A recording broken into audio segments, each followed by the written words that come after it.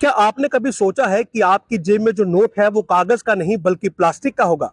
जी हाँ, क्योंकि आरबीआई यानी कि रिजर्व बैंक ऑफ इंडिया अब देश में प्लास्टिक के नोट छापने पर विचार कर रहा है।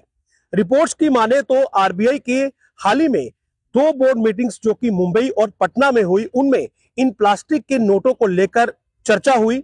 दरअसल हर साल करोड़ों कागज के नोट खराब हो जाते हैं और इनकी छपाई पर करोड़ों रुपए का खर्च आता है।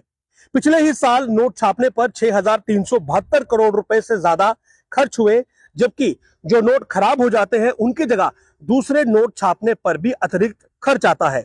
जबकि अगर ये नोट प्लास्टिक के होंगे तो ये खराब नहीं होंगे और करोड़ों रुपए बच जाएंगे। मैं आपको बता दूं कि ये नोट आपके एटीएम कार्ड की तरह सख्त नहीं होंगे। ये दरअसल पॉलीमर के नोट होते हैं। ये बिल्कुल पतले होते हैं और आप इन्हें फोल्ड करके अपने वॉलेट में भी रख सकते हैं। दूसरा, इन पर मिट्टी, पानी, धूल किसी चीज का कोई असर नहीं होता है और पॉलीमर पर जिस इंक की छपाई होती है उसकी वजह से इस नोट की डुप्लीकेट करेंसी भी नहीं बन सकती है। सूत्रों की माने तो आरबीआई जल्द ही ये प्लास्टिक के नोट देश में जारी कर सकता है।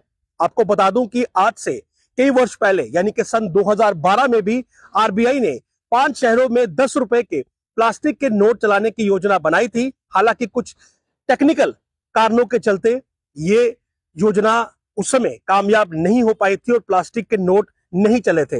लेकिन अब आरबीआई प्लास्टिक के नोट छापने पर गंभीरता से विचार कर रहा है और हो सकता है कि बहुत जल्द आपकी जेब में भी प्लास्टिक यानी कि पॉलीमर का नोट हो, जिसकी शेल्फ लाइफ बहुत ज्यादा होगी और जिसकी डुप्लीकेट करेंसी भी नहीं बन सकेगी।